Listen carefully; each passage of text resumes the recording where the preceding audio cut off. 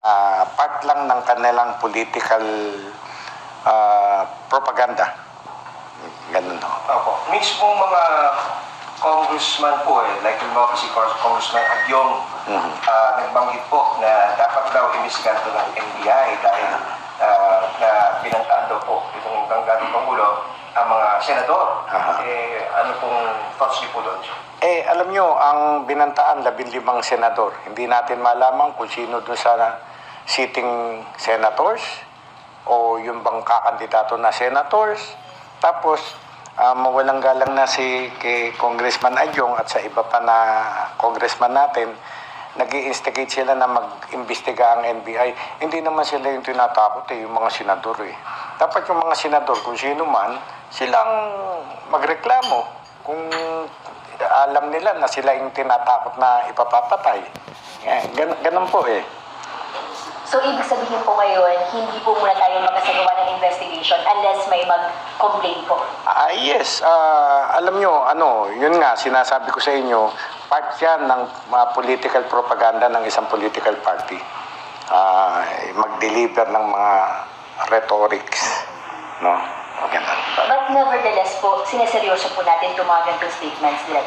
Yun. Kayo na nga nagsabi sa akin, Sir, anong masasabi nyo doon sa joke ni President Rodrigo Duterte na papapatayan 15? O kayo na nagsabi, joke Miski kayo accepted ninyo, na joke lang yun. No? Ganon. Magaling mag-deliver si Presidente Digong, but then, ng NBI, ano po ang tugon niyo po nito? remember that the speech was delivered during political rally, no? Proclamation ng kanyang mga kandidato para sa senador. Yun alam niyo, in a political speech, rhetorics. Nung namin yan inaalaw yan ng ating political system na katulad nun, during the past administration, noon si President Duterte na laging ganyan, puro patayan, no?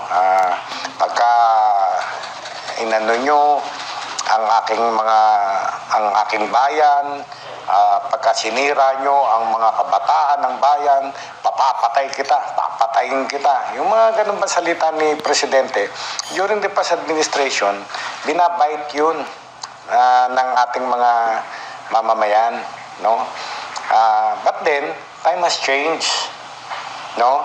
Ngayon, maaaring yung mga tirada ni Presidente na ganun, puro patayan. Wala na tayo sa atmosphere ng patayan, no? Ngayon kailangan na yung katahimikan, no? Tingnan natin ang mamamayan kung babait pa rin yun na patayan pa rin, no? Pero yun nga, nakikita ko, rhetorics lang yan.